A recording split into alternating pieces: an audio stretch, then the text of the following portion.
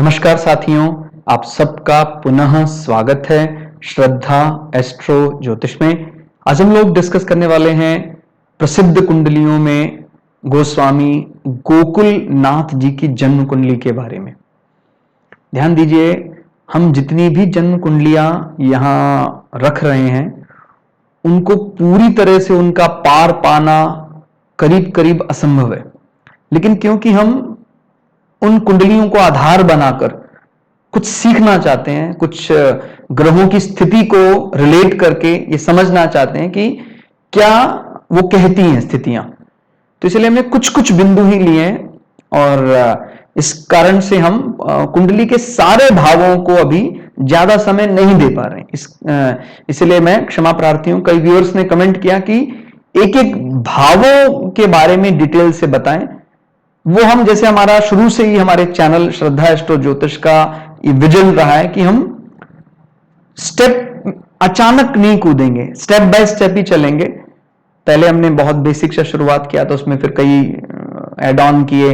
हालांकि एक अलग से प्लेलिस्ट भी चल रही है, लेकिन ये जो प्लेलिस्ट है प्रसिद्ध जन्म कुंडलियों वाली, इसको हम बहुत ज्यादा गूढ़ नहीं मानते हैं। ये एक बड़ा कोई भी व्यक्ति जो थोड़ा भी सामान्य ज्योतिष भी जानता है वो भी उसका अध्ययन कर सकता है। तो इसीलिए हमने सरल सरल बिंदुओं को ही यहां रखा है। उसमें अभी हमने और अतिरिक्त वर्ग कुंडलियां भी शामिल नहीं की हैं। हालांकि एक दो प्रसिद्ध जन्म कुंडली में हमने नवांश और सर्वष्टक वर्ग को रखा था, लेकिन अभी हमारा विचार एकदम सरल है। जो लग्न जानता है बस, और लग्न में भी वो बहुत ज्यादा संबंध वो नहीं निकाल पाता है, तो क्या क्या देख सकता है। तो देखिए, लग्न लग्नेश चंद्र चंद्रेश पर विचार करना है। तो जब इस विचार की बात आती है तो सब प्रकार से विचार करना है। सबसे पहले यह देखना जरूरी होता है कि भाई वो स्थिर लग्न है, वो द्विस्वभाव लग्न है, या वो चर लग्न है। ठीक हो गया। चर लग्न मतलब अपने, अगर आप अनुभव से भी समझते हैं, जितने आपने कुंडली देखी है, या वैसे भी जैसे काल पुरुष की कुंडली में एक नंबर पड़ता है, तो 1, 4, 7, 10 को बदलाव पसंद है। और समाज में एक कहते हैं जो चली आ रही रूढ़ियों को एज इट इज मानने वाले को बड़ा प्रसिद्ध नहीं माना जाता है। मैं इसको फिर से इसकी पुष्टि कीजिए, मैं किसी को ये नहीं कह रहा हूं कि जो स्थिर लग्न है वो किसी मामले में कमजोर है, लेकिन मैंने क्या शब्द रखा है। जब कोई बड़े इस प्रकार के बदलाव की बात करते हैं समाज में चली आ रही, तो हम अगर तुलनात्मक दृष्टि में लेते हैं कि भाई किसको ज्यादा बदलाव, उसका प्रिय बदलाव लोग पसंद करेंगे, वो स्वयं भी उस बदलाव को लोगों के सामने रखना चाहते हैं, तो हम जो भी चर लग्न होते 1, 4, 7, 10, उनका बल सदैव स्थिर और द्विस्वभाव से थोड़ा अतिरिक्त होता है। अभी जो द्विस्वभाव है यानी 3, 6, 9, 12, ये सामान्यता, मतलब ऐसा नहीं कि इन लोगों ने समाज में परिवर्तन नहीं किया, लेकिन जिसको हम कहते हैं बहुत बड़ा पूर्व को पश्चिम बना देना, पश्चिम को, उसके लिए हमें चली आ रही बड़ी मान्यताओं को बदलना पड़ता है। जो 1, 4, 7, 10 का बल है, अगेन ये मैं बात बता रहा हूं, तुलनात्मक दृष्टि, बदलाव तो जीवन का अभिन्न अंग है। लेकिन जब आपको यह बात समझ में आ जाती कि भाई एक हमारे पास स्थिर लग्न है, माने कोई भी स्थिर लग्न ले सकते हैं, वृषभ लग्न है, और एक हमारे पास तुला लग्न है, दोनों ही शुक्र के लग्न है, लेकिन किस लग्न में हम बहुत ज्यादा डायनामिक हैं मान्यताओं को लेकर, मतलब स्टिक नहीं है कि जो मान रखा है वो बदल नहीं सकता है। मैं अभी लग्न कुंडली की बात कर रहा हूं, नवांशा और अतिरिक्त वर्ग कुंडलियों की अभी हम बात नहीं कर रहे हैं, क्योंकि वो सिर्फ पुष्टि करता है। ठीक हो गया। तो जहां भी हमें थोड़ा सा फ्लेक्सिबिलिटी चाहिए वहां पर ये, और जैसे मान लीजिए कहीं किसी का 5 नंबर लग्न आ गया, वो बहुत ज्यादा विरोध करने पर अपनी चीजों को मानेगा, और मेरी दृष्टि से कोई मतलब ऐसा तय नहीं करना चाहिए कि भाई नहीं ये तय किया गया है और ये बदल नहीं सकता। हमने बहुत बार देखा है, धर्म को समझना बहुत सूक्ष्म है।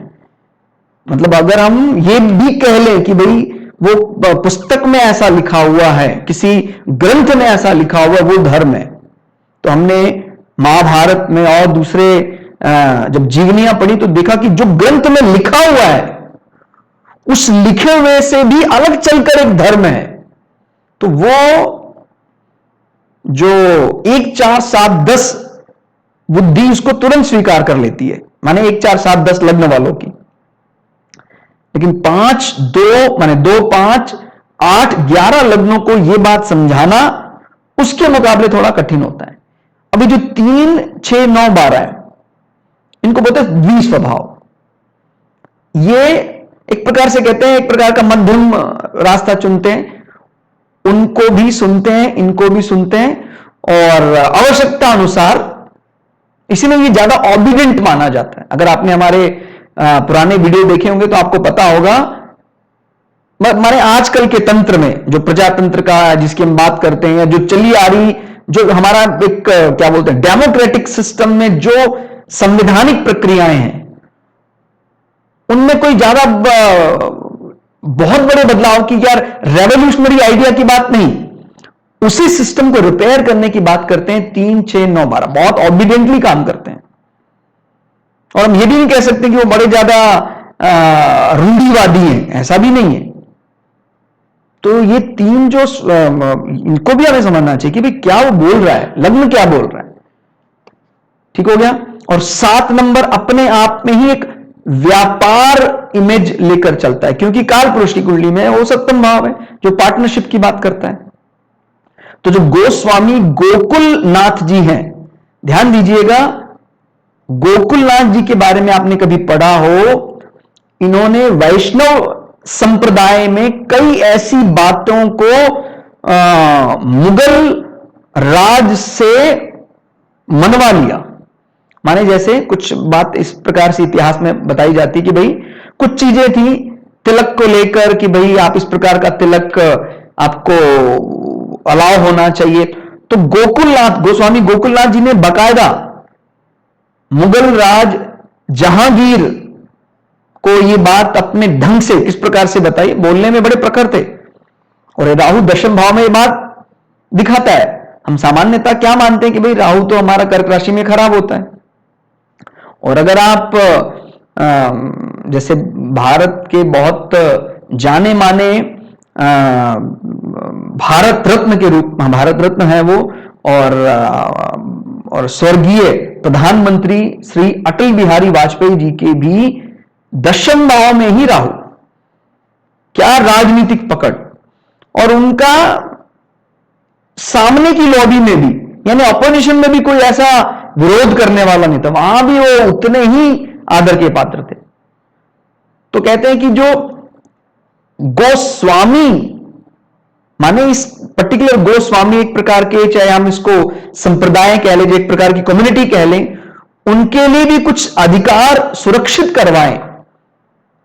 मुगल राज के सामने उन्होंने बात को बड़े अच्छे ढंग से रखा। तो बात इनके ऑफिस एनवायरनमेंट यानी 10th हाउस से समझ में आता है। ठीक हो गया। तो ये सारी बातें, माने सबसे पहले क्या देखा, लग्न लग्नेश चंद्र चंद्रेश। लग्न क्या है, तुला लग्न।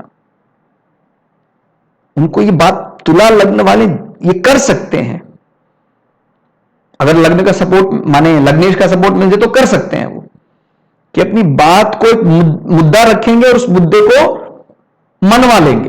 बात तो दुनिया रखती है, लेकिन उस बात को मनवा पाना ये एक कला है, और एक कला में माहिर है तुला लग्न। क्योंकि शुक्र जो राजसी स्वभाव, एक प्रकार के कह सकते हैं गुरु है, वो राजसी गुरु है, बहुत अच्छे ढंग से बड़े पोलाइटली अपनी बात को रखते हैं। ठीक हो गया। स्वग्रही होकर बैठे हैं मूल त्रिकोण राशि में शुक्र, साथ में बुध। ठीक हो गया। बुध यहां पर यानी प्रथम भाव और नवम भाव के स्वामी जब मिल रहे हैं तो ये प्रबल धन योग बना रहे हैं। ठीक हो गया। और कहते हैं सामान्यतः 8 और 9 का जो मिलन होता है वो सामान्यतः अच्छा नहीं माना जाता है, लेकिन एक तो ये नेचुरल फ्रेंड्स है, भाई तो होता है ना भाई, क्या होते हैं बदला, जो कहते हैं भाई कुंडली के समय कुछ फंक्शनल चीजें आती हैं, एक नेचुरल होता है फ्रेंड, एक फंक्शनल, उसको डेजिग्नेशन मिलता है भी अभी कौन से भाव का स्वामी बनकर बैठा है, तो ये नेचुरल फ्रेंड्स हैं। तो 8 और 9 के मिलन ने अच्छा ही किया है, माने ये धर्म और 8 अकल्ट इन साधनाओं को मिलाया, कष्ट जयी बन गए, कष्ट पर जीत हासिल करने वाले बन गए। और कहां ये हो रहा है? लग्न में।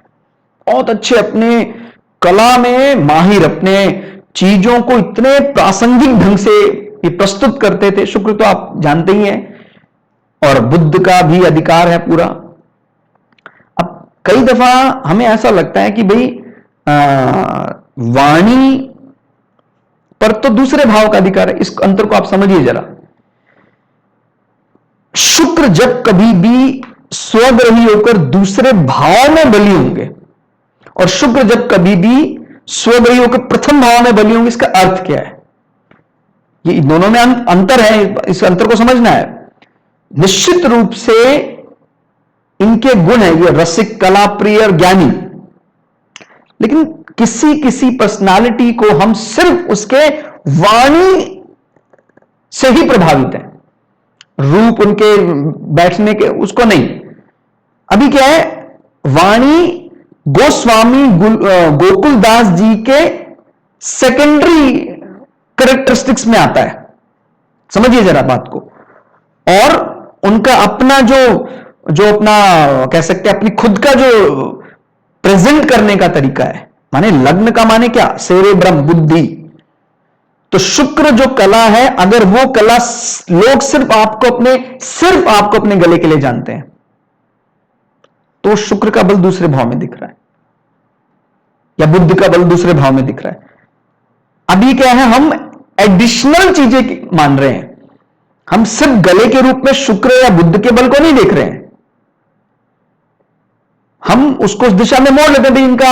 इनकी वॉइस भी बहुत बढ़िया थी, ठीक हो गया। तो इस अंतर को अपने को ध्यान रखना है कि भगवान कृष्ण और प्रद्युम्न सुंदरता में कौन ज्यादा है? ध्यान दीजिए जरा, सुंदरता जीतती ऐसा नहीं है। हमें लगता है यार भगवान कृष्ण सुंदरता में ज्यादा होंगे, वो मोहिनी छवि, वो उसका कारण सुंदरता नहीं है।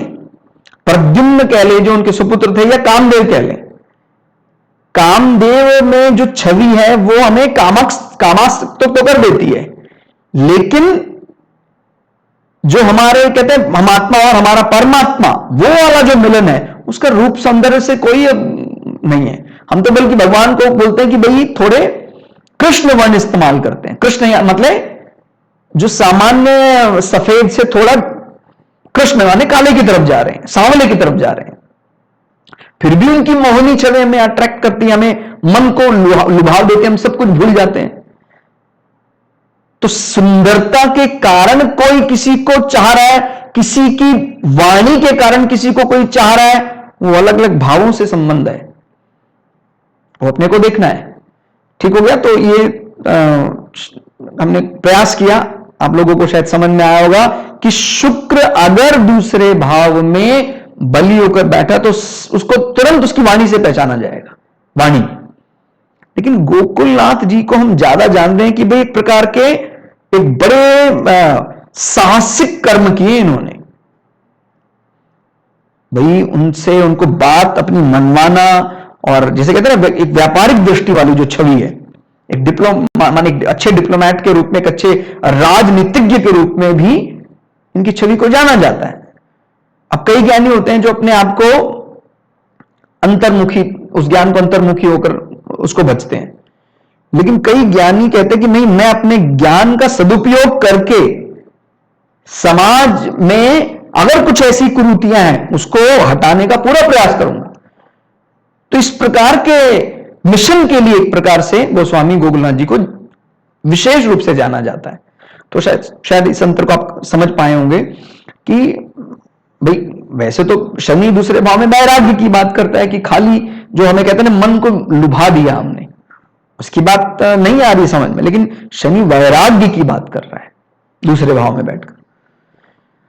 तो वैराग्य बुद्धि, और लग्नेश शुक्र अपनी मूल त्रिकोण राशि में होकर धन योग और राजयोग का निर्माण कर रहे हैं। याद रखिएगा, यहां राजयोग भी बन रहा है।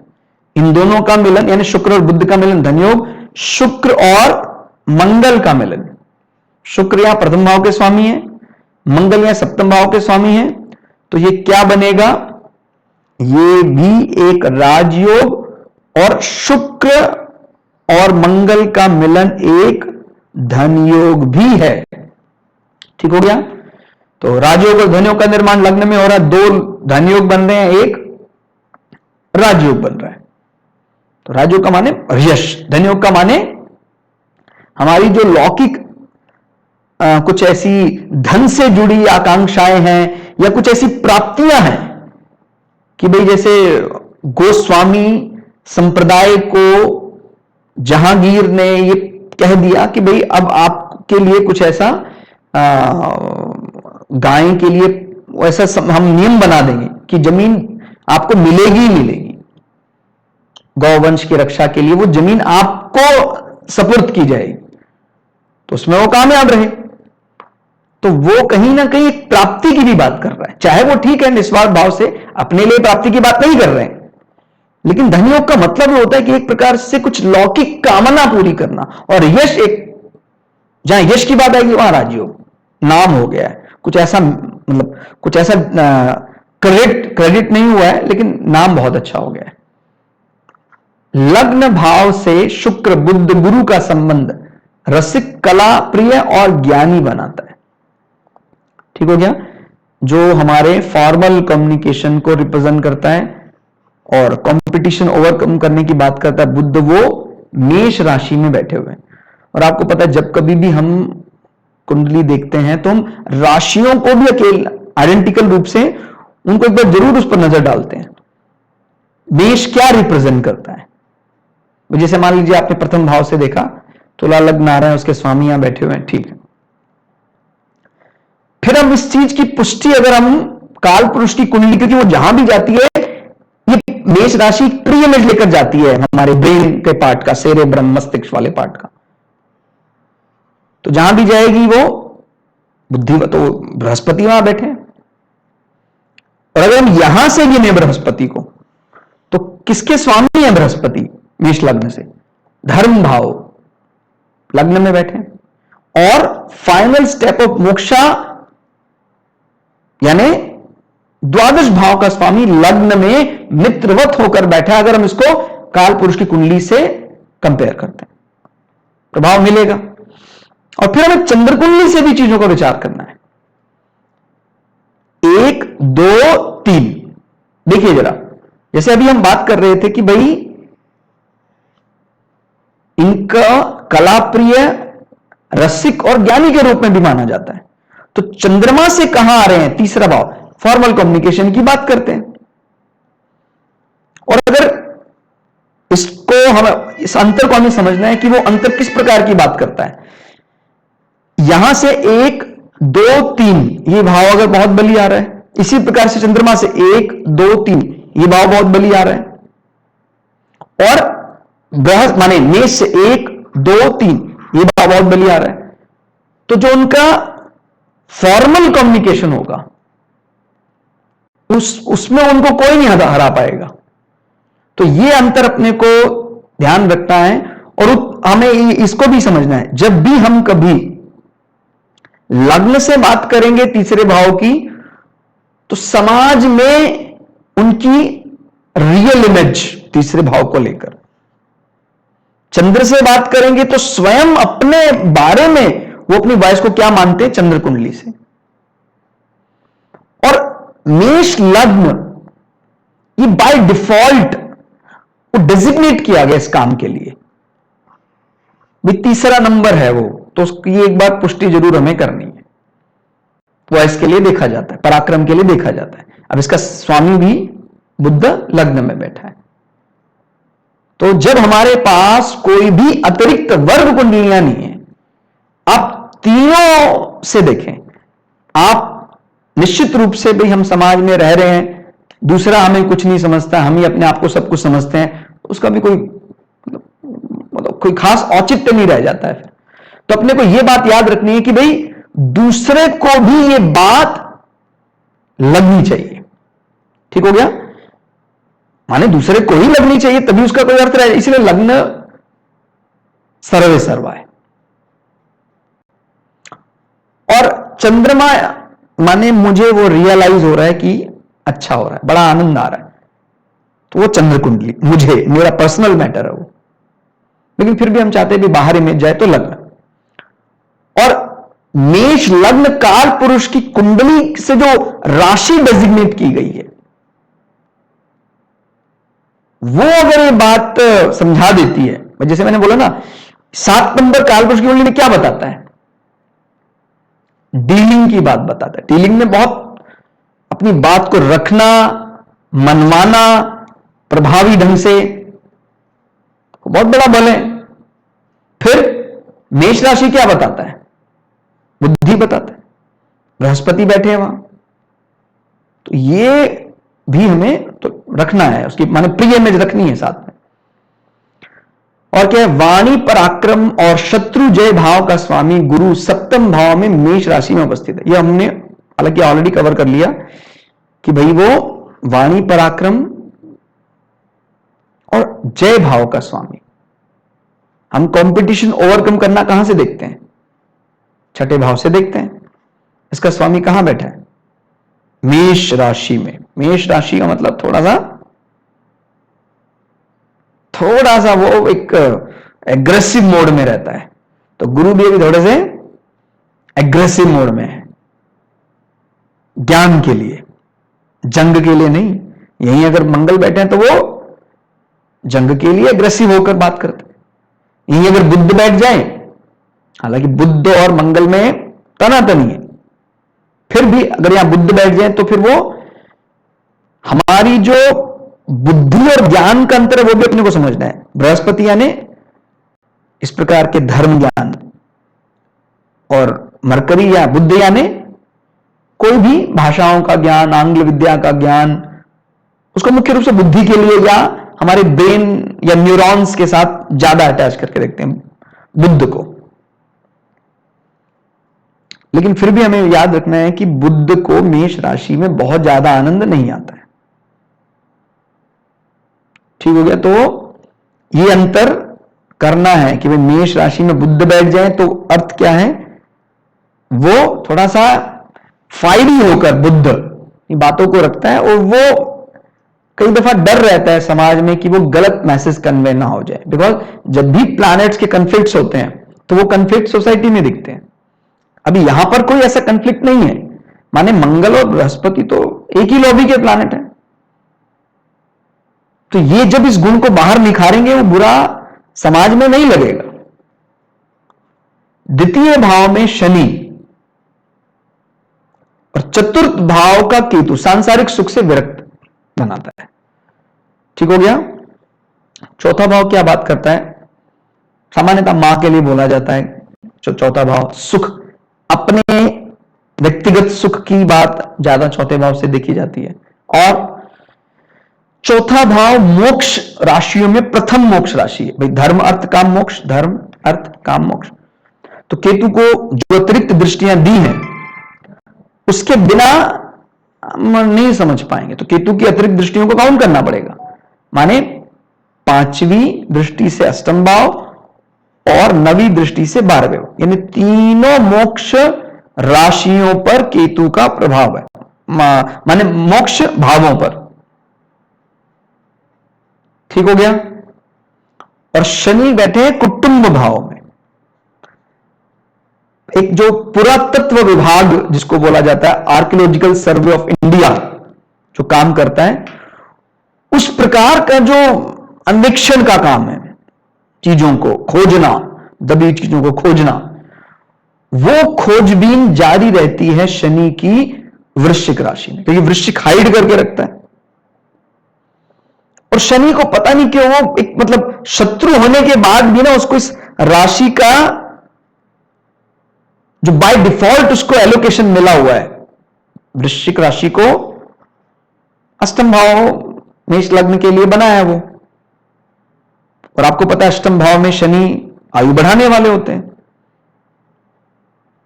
तो वो खाली शत्रु होने भर से नहीं देखना है, राशि का एक अपना नेचर होता है, वो अपने को ध्यान रखना है कि भाई वृश्चिक राशि का नेचर कैसा है। वृश्चिक राशि छुपकर शनि एक मतलब हम वैसे अगर उसको डेमोक्रेटिक सिस्टम के बारे में या प्रजातंत्र का घोतक भी मानते हैं, और वो मॉडर्न शिक्षा में माहिर है। तो वृश्चिक क्या है? छुपाने का काम। शनि माहिर है आधुनिक ये जो शिक्षा प्रणाली है, तो शिक्षा की मदद से उसका अन्वेषण करता है। हमें लग रहा है ये द्वंद है, वो एक प्रकार का द्वंद नहीं है। बिना उसको जाने शनि को चैन नहीं मिलेगा। हमें लग रहा है ये तो उसका पोस्टमार्टम कर रहा है यार, इसको तो दुख दे रहा है। इस राशि को दुख नहीं दे रहा है, वो जानने का प्रयास करता है बहुत ज्यादा वृश्चिक राशि को। तो इसलिए एक प्रकार का ना एक कह सकते हैं एक माने दूसरे दर्जे का प्रेम भी यहां छलकता है।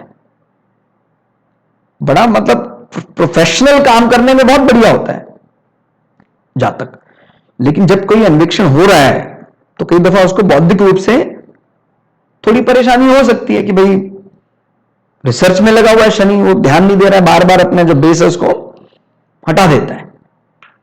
लेकिन जहां भी अन्वेषण करना है, कोई रिसर्च काम का काम करना है, वहां ये कॉम्बिनेशन बहुत बढ़िया होता है। ठीक हो गया? तो वाणी पराक्रम, सॉरी द्वितीय भाव, नॉट वाणी पराक्रम, वाणी पराक्रम तो तीसरे भाव से था। स्पिरिचुअल कम्युनिकेशन कह सकते हैं। तो दूसरे भाव में वृश्चिक का शनि और चतुर्थ भाव में केतु सांसारिक सुख से विरक्त करता है। केतु का संबंध तीनों मोक्ष भावों से भी बन रहा है, और कर्म क्षेत्र में राहु का संबंध अंतर जातीय व्यक्तियों से अच्छे संबंध बनाता है।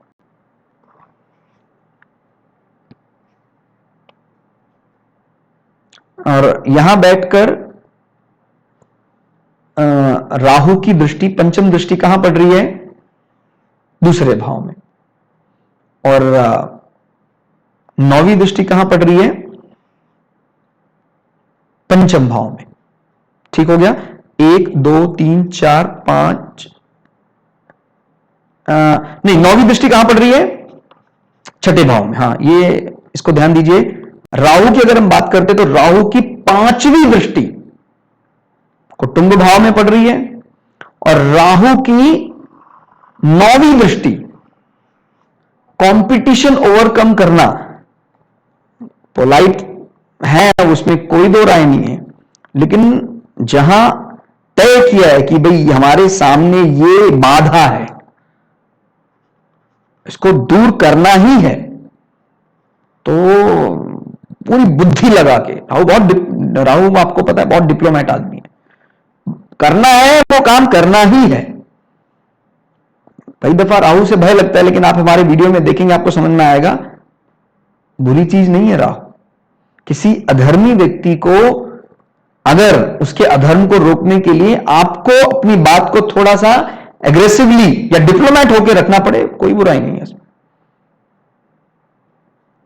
हमने उदाहरण के स्वरूप में आपको समझाया भी था, भी अश्वत्थामा मारा गया, ये अधर्म है कि धर्म है? ये धर्म है।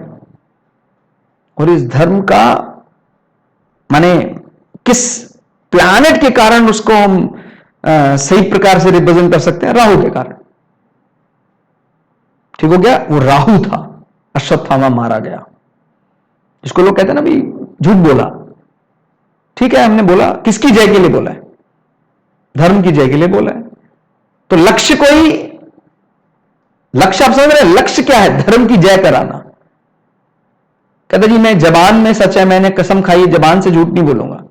धर्म की जय कराना हमारा लक्ष्य है। धर्म की अगर कहीं जय नहीं हो रही है, उसके लिए हमें एक शब्द असत्य का बोलना पड़ रहा है, बोलना पड़ेगा, बोलना ही चाहिए, क्योंकि हमें गारंटी वारंटी धर्म की लेनी है। और वो अगर आप उसमें राहु का सदुपयोग कर रहे हैं, बहुत बढ़िया है। ठीक हो गया। तो राहु दूसरा भाव जो हमारी स्पिरिचुअल कम्युनिकेशन की बात करता है, धार्मिक संवाद की बात करता है, उसमें बड़ी डिप्लोमैट बुद्धि लगा रहे हैं।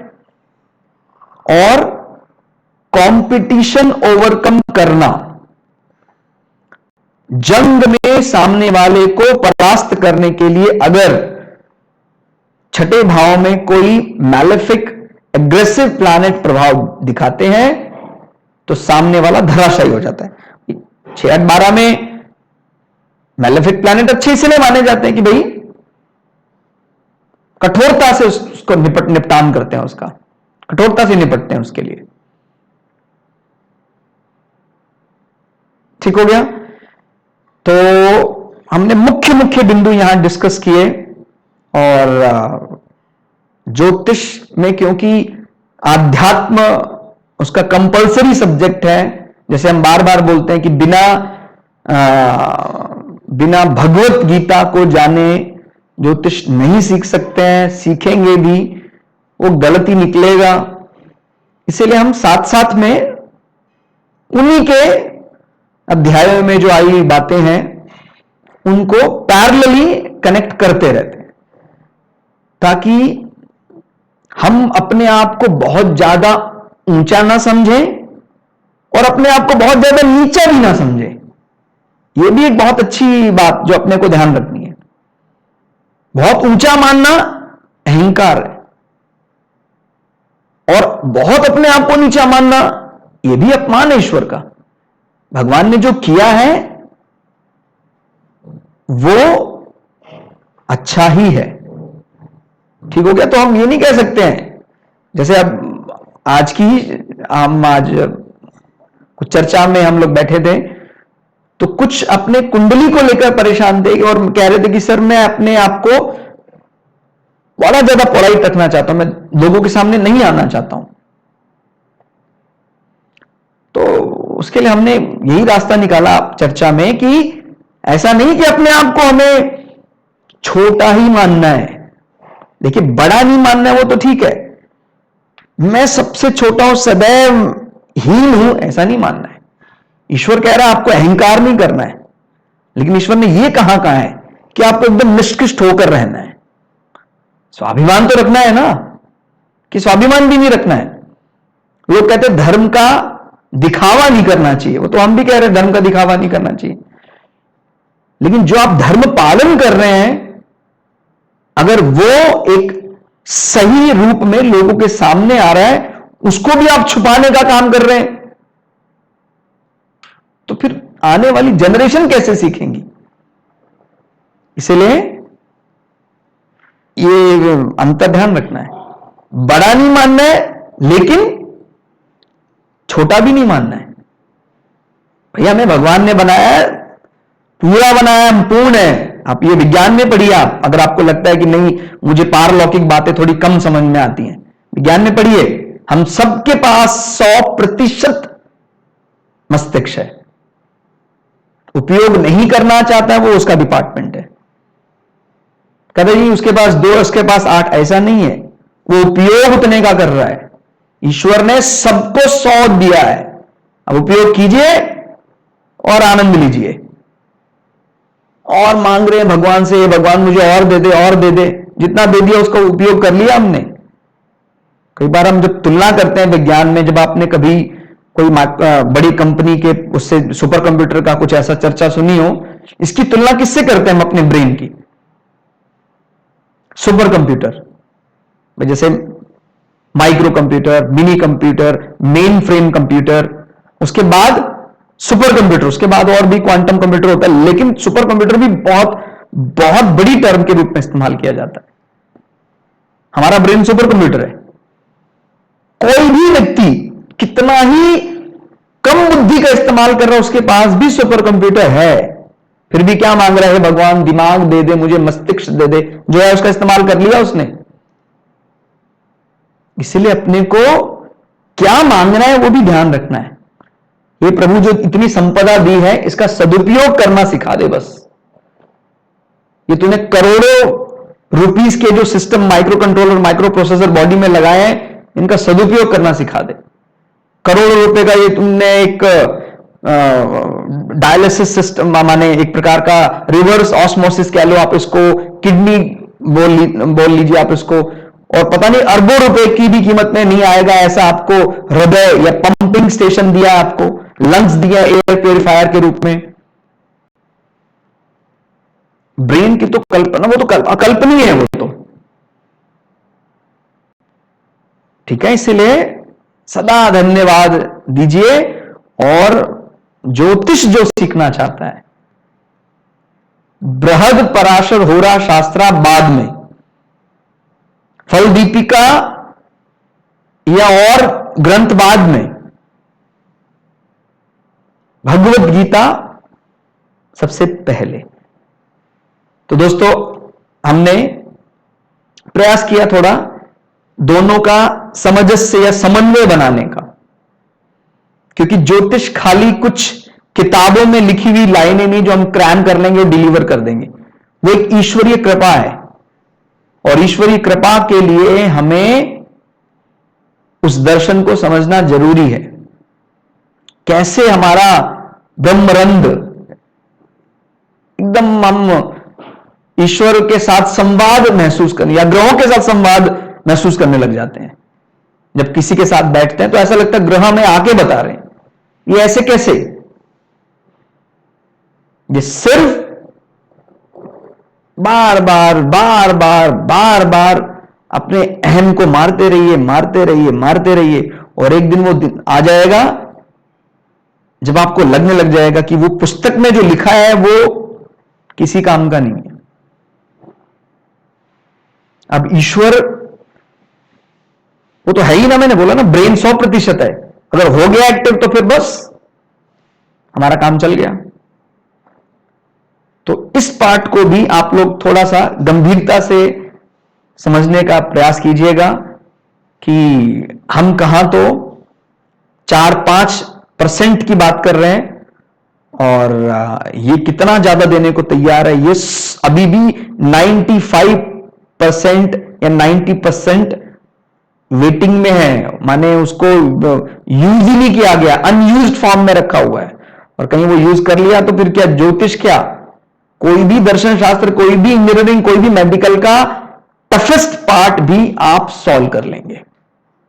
तो इसी मंगल कामना के साथ कि आप उस शुरुआत को भगवत गीता से करें, उस अनंत को जानने का प्रयास भगवत गीता से करें। जय श्री भगु पराशरा, जय श्री शुक्राचार्य, नमस्कार।